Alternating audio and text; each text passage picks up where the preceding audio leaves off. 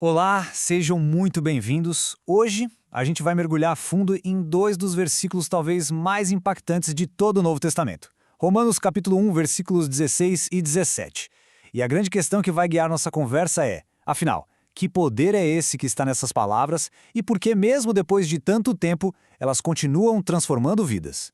Vamos direto ao ponto. A carta de Paulo aos Romanos já começa com uma das declarações mais ousadas que a gente encontra na Bíblia. Uma frase que praticamente define o tom de tudo que vem depois. Porque não me envergonho do Evangelho. Vamos parar e pensar um pouco no peso disso. E essa declaração, claro, já levanta uma pergunta imediata, né? Por que alguém precisaria afirmar que não se envergonha de algo? A resposta é a chave de tudo. Para o mundo daquela época, o evangelho era visto sim como algo desprezível, motivo de vergonha. Então que mensagem era essa que de um lado causava tanto desprezo e do outro uma devoção tão intensa?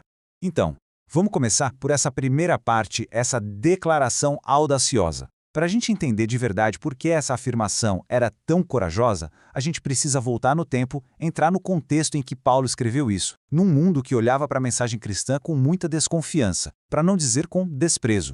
Olha, isso aqui é muito mais do que uma simples defesa, sabe? É uma afirmação de poder. Paulo está usando uma técnica literária genial. Quando ele diz "não me envergonho", o que ele está fazendo, na verdade, é o oposto. Ele está declarando com o maior orgulho o valor do evangelho. É como quando a gente fala "não estou nem um pouco triste" para dizer que está explodindo de felicidade. No fundo, ele estava preparando os cristãos para o que vinha pela frente, para o escárnio do mundo, mostrando que aquilo que parecia fraqueza era, na verdade, a maior força deles. E isso nos leva direto para nossa segunda parte. Se Paulo tem tanto orgulho desse tal de Evangelho, o que exatamente ele quer dizer com essa palavra? Antes de a gente entender o poder da mensagem, a gente precisa entender a mensagem em si. A palavra em grego é euangelion. E para os primeiros cristãos isso não era um livro, como a gente pensa hoje. Era uma proclamação, um anúncio vivo, ativo. As fontes descrevem como um evento dinâmico, algo que invade a vida da pessoa e provoca uma mudança real, na prática. E o conteúdo dessa boa notícia era super focado. Era a história de Jesus. Para Paulo, o Evangelho é o anúncio de que, por meio de Cristo, Deus agiu de forma definitiva na história para salvar a humanidade. É daí, gente, que vem todo o poder. Bom, agora que a gente já definiu o que é o Evangelho, podemos explorar a principal característica dele, que é nosso terceiro ponto, o seu poder incrível de salvar. Paulo não se envergonha justamente porque sabe que essa mensagem não é um monte de palavras vazias. Ela carrega uma força que transforma tudo. A palavra que Paulo usa para poder é dunamis, de onde vem a nossa palavra dinamite. Mas não é um poder qualquer, uma força abstrata. Não, é o poder pessoal e eficaz de Deus em ação. É como se, quando o evangelho é anunciado, o próprio Deus estivesse ali, agindo para salvar. E a parte crucial é, para quem esse poder está disponível? Paulo é explícito, é para todo aquele que crê. Ele menciona primeiro o judeu, sim, reconhecendo o lugar deles na história da promessa. Mas logo em seguida ele inclui o grego, que nesse contexto era uma forma de se referir a toda a humanidade. O poder do evangelho, então, quebra todas as barreiras. E esse poder todo tem um propósito bem específico. Ele nos leva ao coração do argumento de Paulo, nosso quarto ponto, e talvez o mais profundo de todos, revelar a justiça de Deus. Só que o que Paulo quer dizer com justiça aqui é algo que, sinceramente, revolucionou o pensamento da época. Esse slide aqui mostra perfeitamente essa virada de chave. De um lado, a gente tem a visão comum de justiça. Um tribunal, um juiz que condena o erro. Mas Paulo revela algo completamente diferente, que está ali do outro lado. Uma mão estendida, uma ação de Deus para restaurar, para consertar um relacionamento que estava quebrado. A expressão em grego é dikaiosineteol. E é fundamental a gente entender isso. Para Paulo, essa não é uma justiça que a gente conquista com bom comportamento.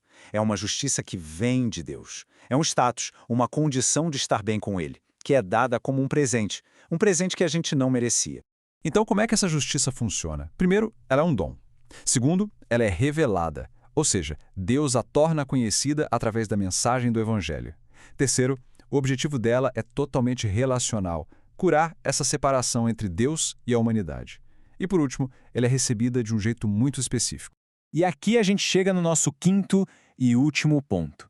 Se essa justiça é um presente e o evangelho é o poder que a entrega, como é que uma pessoa acessa tudo isso? Paulo nos dá a resposta. Existe uma chave que destrava esse poder, e essa chave é a fé. Paulo usa essa frase bem curiosa, de fé em fé. O que isso quer dizer? As fontes indicam que isso aponta para um processo dinâmico. A vida com Deus não apenas começa com a fé, mas ela continua e se aprofunda na fé. É uma jornada que acontece inteiramente dentro dessa esfera de confiança em Deus. A palavra grega aqui é pistis, e não se trata de uma crença intelectual, de concordar com uma ideia. Não, é uma confiança ativa pessoal. É a resposta humana que se agarra na ação divina. É a mão que se estende para receber o presente da justiça que Deus está oferecendo no Evangelho. E para basear esse argumento tão revolucionário, Paulo não tira isso do nada. Ele volta lá nas escrituras hebraicas e cita o profeta Abacuque. Com isso, ele mostra que esse princípio de que a vida diante de Deus sempre foi baseada na fé, na confiança e não no mérito humano, não era novidade. Agora, vamos juntar tudo e reler os versículos completos. Depois de analisar cada pedacinho, as palavras de Paulo ganham uma profundidade, uma força impressionante. Porque não me envergonho do Evangelho, pois é o poder de Deus para a salvação. Nele se revela a justiça de Deus de fé em fé. A conexão entre poder, salvação, justiça e fé fica cristalina. Então, para resumir nossa conversa, por que o Evangelho transforma? Porque não é só uma filosofia, é o poder de Deus agindo. Transforma porque não revela um Deus que só condena, mas um que restaura. Transforma porque tira das nossas costas o peso de ter que merecer a salvação, oferecendo-a como um presente. E por fim, transforma porque essa oferta incrível é para todo mundo, sem distinção, acessível pelo simples ato de confiar. Isso nos deixa com uma pergunta para a gente pensar. Se essa mensagem tão antiga é sobre o poder de Deus para restaurar relacionamentos, o nosso com Ele e os nossos uns com os outros, como isso se manifesta na prática, nas nossas vidas, nas nossas comunidades hoje? O que significa viver como pessoas que não se envergonham desse poder transformador?